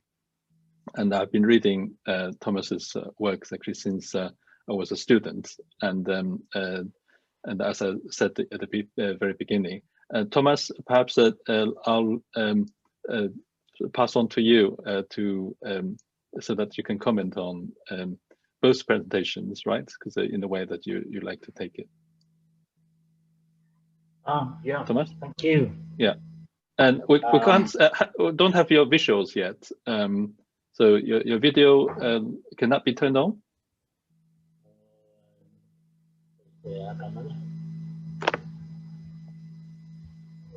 Something's happening. Yeah, there we are. Yeah, excellent. Yeah, Tomás. Yeah. Yeah. Well, on the Michel's presentation, very interesting, of course. I was going to ask precisely the same question that you already asked. What's the relationship between this work that Michel has presented and the, well, it's not conventional, but already there's a kind of mainstream of micro simulation models combined with tour-based travel models. The question is, are you aiming at micro simulation, or are you just using the behavioral aspects of the surveys that you've been analyzing on a tour-based basis, so to improve maybe aggregated models? What is the approach there? The other question I was going to do is, I understood that the home locations are given. Is that correct, or am I wrong? Then you consider only two activities in the tour, A and B, and maybe just A or just B, but no, sorry, A and B, that would be the choice. Is that correct? Also, you seem to have one mode per choice. So it's either by car or by bus and so on. What about combinations? And this may link to the other talk. What about bicycles and buses combined with metros and more complex modal patterns? Now that's about, should I stop, or shall I just make two simple questions on James Woodcock presentation as well? One thing is, I was going to ask, have you had any research on the importance of public bicycles? Does that enhance the use of bicycles? In which way? Because, for instance, Cambridge has a lot of bicycles, but they're not public bicycles, as far as I know. Also, the importance of cycle lanes. How does that affect, how does that promote the use of bicycles? And then the combination of the two. For instance, well, in Chinese cities, for example, cycle lanes and public bicycles combined in a sort of gigantic way, in huge numbers. So they seem to do quite well. And in places like Latin America, we've been working a lot on combining public bicycles with bicycle lanes as well. So that combination seems to work very well. And people are happy to not own a bicycle, but we have bicycles available for them, which makes a difference between having your own bike and having a public bicycle scheme. Well, that's a lot of questions, sorry. Should I start? Perhaps Michel's heard this first, so that maybe Michel could start in. Yeah, absolutely. Yeah, sure. Okay, thank you for the questions. So first about the micro simulation. So definitely this is something we would like to feed in, right? So the objective is to develop an econometric model that you can estimate from data and that can be used in micro simulation. So the difference with the existing model is that we would like to model all the dimensions together. So that's what I call integrated framework. But the rest is exactly the same. By the end of the day, we will obtain a model that predicts all these choices and then can be embedded in micro simulation.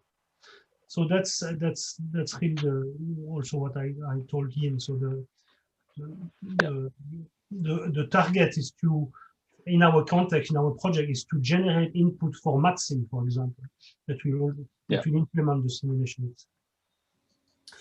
Now you ask two technical questions. One about the home location. Yes, we assume it's given indeed, and this is something that is reported in the microcensus in our case. So we assume the home is let's say the place where you come back at the end of the day as well. So we do not model at that point overnight stay or things like this. We could extend the model by modeling a full week, but this is beyond what we want to do now.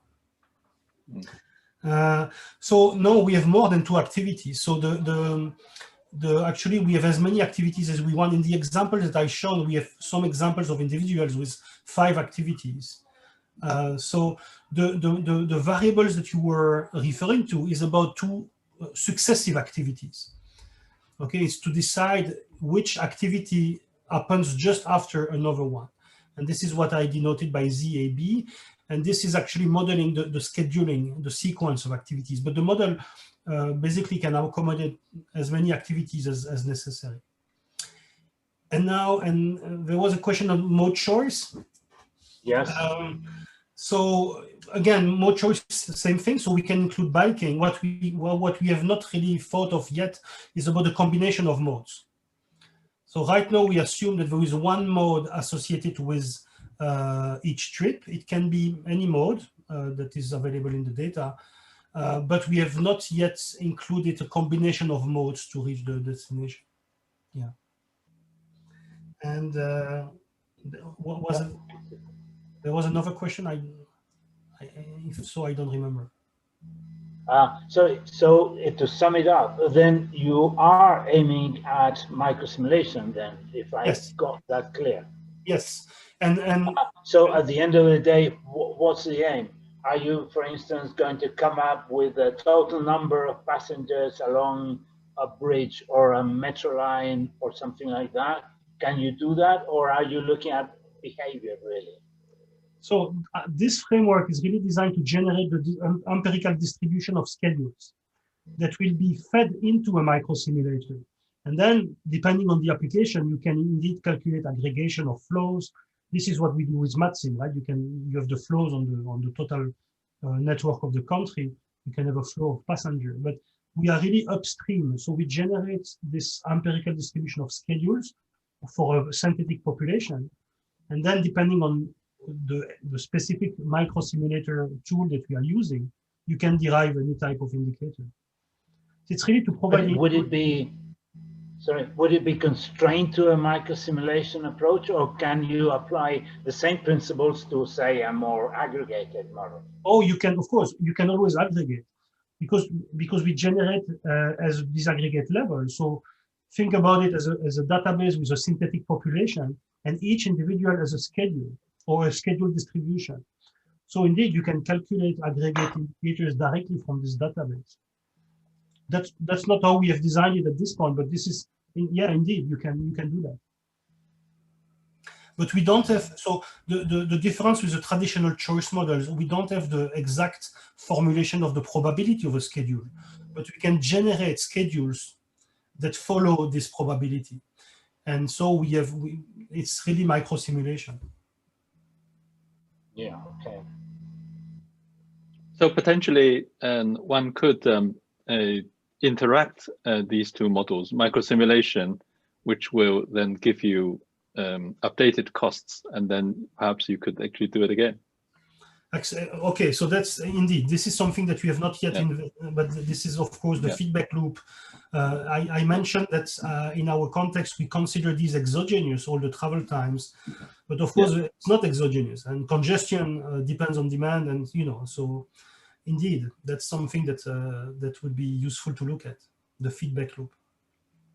Yeah, that's right, because when all these trips come together, they can generate congestion and affect everyone's round trips, or tours. So, so this is where we can use MatSim for it. So really, our current setup for the project is to use this framework to feed MatSim with a population of individuals with a schedule, and then MatSim will update these decisions based on the congestion level. That's the current methodology that we plan to follow.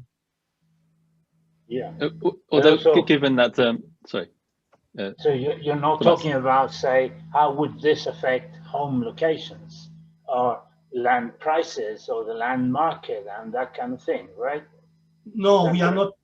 So this is more something that you would do with UrbanSim or things like this, where you would model the location of households and location of maybe jobs and so on.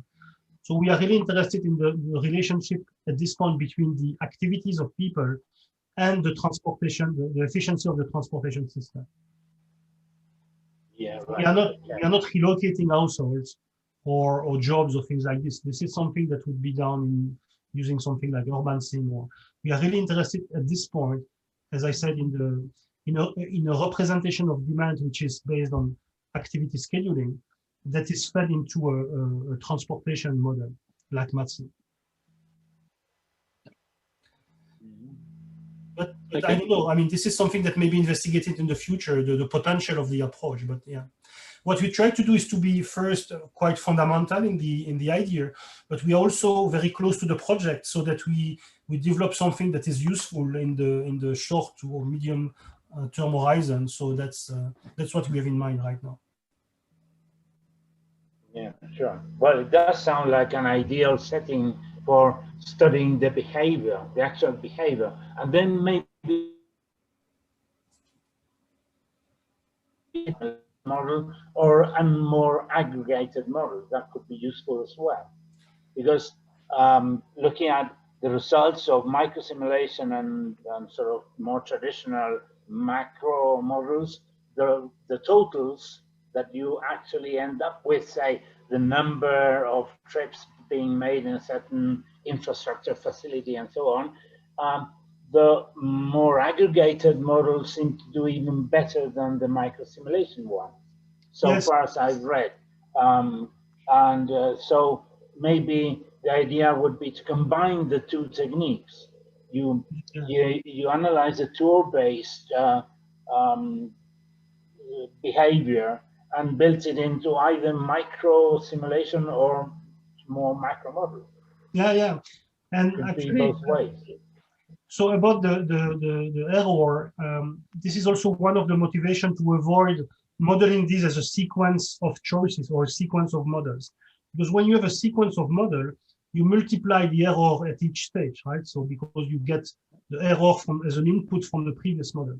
But this is also a motivation to get an integrated framework where, everything is modeled together, so that we hope that the total errors will be less in terms of forecasting, will be less than a sequence of individual models. Okay, and your point of view would be that these sequences, these tours that people do, are a choice as well. For instance, if you have low congestion, maybe you have more complex tours. You do more things on the day. While if there's a lot of congestion, then you want to rush back home as soon as possible without doing anything extra. Exactly. Would that be the case? Absolutely, because the output of the model is the full schedule of the day. So it's more than tours. It's really, so if you make several tours during the day, everything will be generated. And all the trade-offs will be accounted for, including the fact that I may decide to use my car in the morning because I will need it in the evening. So because we look at the full day, we can use all these constraints and all the trade-offs that people make during the day. Yeah. And also mode options would also affect the tours, right? Yes. Because if you're taking the kids to school, maybe you choose to take your car, and then you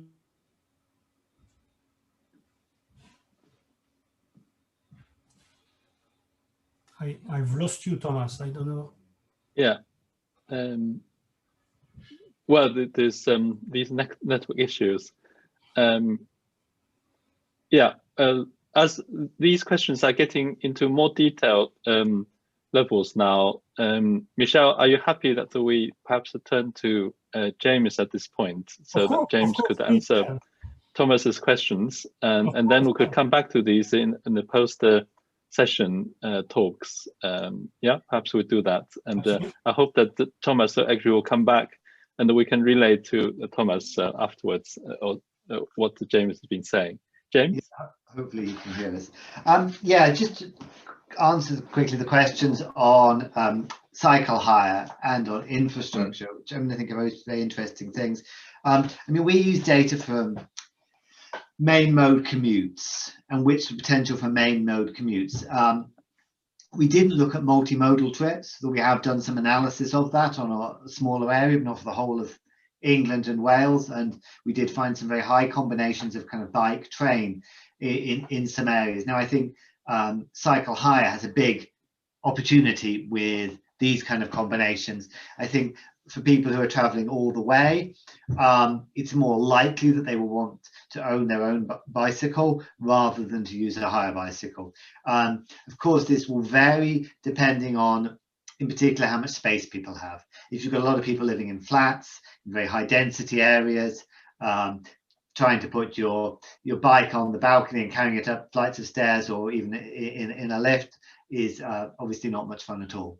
So I think cycle hire does have a potential. And we did do an analysis of the cycle hire scheme in London a few years ago and the health benefits from that, published in the BMJ in 2014. I would say that even when there was quite a widespread scheme there, it was still quite a small percentage of the total amount of cycling in London, but it did perhaps add to the visibility of cycling quite a lot as well as being its own benefit. Because it's very visible, because obviously they're branded bikes and they're in a central area, and they also make cycling part of the public transport system. And I think from a kind of cycling status perspective, that can be important. It helps normalize cycling, and that's one of the things that we think is quite important. And I'd also relate that to issues around infrastructure. And I would say infrastructure is vital. Putting in high quality direct infrastructure that people feel safe on, as you have in the Netherlands or Copenhagen, or certainly parts of Germany, I mean, is really essential. It's the thing that must happen.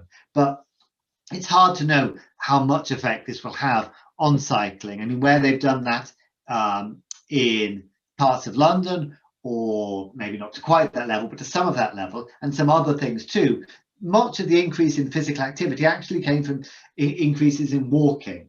So it's quite complicated how the two work together when you do these empirical studies, from the Mini Holland study that Rachel Aldred did recently. I mean, changes in cycling, you need a whole network. It's no good to have one piece of nice infrastructure and then you're thrown onto a very dangerous highway in the traffic. And so it may not just come about from small changes, but you need a whole network approach. You also, I think, as well as the infrastructure, you do need some kind of cultural shift and change. And I think the infrastructure, in a sense, is not separate from culture, it's part of culture. It's a visible material manifestation of culture, but it's not all to it. I mean, you do have a lot of anti-cycling discourse, and a lot of travel is habit, and these kind of habits and decisions change quite slowly over time, maybe at major life events, maybe when there's other reasons to rethink what you're going to do. I think, people, they don't make kind of necessarily many day-to-day optimization rational choices, or they do some, but not all of, certainly not to consider major changes. It's like when you've seen the COVID pandemic and everyone couldn't travel, when people are reconsidering their travel, then people will probably look at it in a much more, let's think what rationally is the best way to do it now. They may consider a very different way of traveling or plan ways to work from home longer term. So I think these kind of disruptions that happen actually then are when people really rethink, and you might get these bigger changes. But I think you often need quite a big shift to get something like cycling in a low cycling context, even in the choice set. I think that's the problem. It's not something in, it's different in say Germany, or certainly the Netherlands or Cambridge. It's one of the people there choose it among other modes. But in much of England, or say much of the US, then it's not a mode that people will consider doing, because, as I say, they often have these kind of meanings and things associated with it, and we just say that it's dangerous, or it's not for people like me. Excellent. In that context, perhaps I could also. Okay. So you may have answered Steve Denman's question about the gender differences in different. Yeah, I put a message countries, in the chat. right? Can you see that? Okay. Yeah. Okay. So I haven't seen it, but well, for the benefit of all the others, perhaps you could just. No, I cannot see it here for some reason. Okay. I mean, there's very big gender differences in cycling levels in much of England and Wales. I mean, what we found in a study we did a few years ago, that in 2016, and what other people have found, and we've actually got a new paper just submitted looking at kind of globally on this, on cities from many places around the world, is that if you have low cycling, you almost always have high gender inequity. If you have high cycling, whether in the Netherlands or in Japan, which has not often been considered as a high cycling in the kind of the data analysed on high cycling countries, you tend to see gender equity. And in fact, in the highest cycling places, more women cycle than men, probably because they do more shorter trips. You see the same inequalities within England. If you look at, there's a very strong relationship between the level of cycling and gender equity in cycling. The slightly more depressing thing, though, was that when we looked at changes in cycling between 2001 and 2011, you didn't actually see, where cycling increased, you didn't actually see a reduction in gender inequity, suggesting that perhaps the interventions were doing something to push up cycling, but not really reducing the barriers. We haven't seen that work followed up, as far as I'm aware, in other places too, but I think it's important when thinking about new cycling infrastructure, how to be inclusive. And that is one of the risks of an approach like the PCT, because we focus on commuter cycling, it can miss other trips, and commuting is already slightly high, very high female participation in the labour force. Commuting is still slightly inequitable in the amount of commuting done by men and women. So you do need to think about the range of trips and who does different kinds of trips, and how you support the potential for cycling across those different kinds of trips. Yeah, excellent. There's also something that you just mentioned about the habits, and then perhaps in the post-session talks, actually, we could connect with Michel's schedules, and where habits may or may not also play a part. So that's something that perhaps we could talk in the post-session, given that we're sort of right against the time now. Maybe if you could put in the chat the Zoom link for the post-session talks, and so that the colleagues can pick up from here.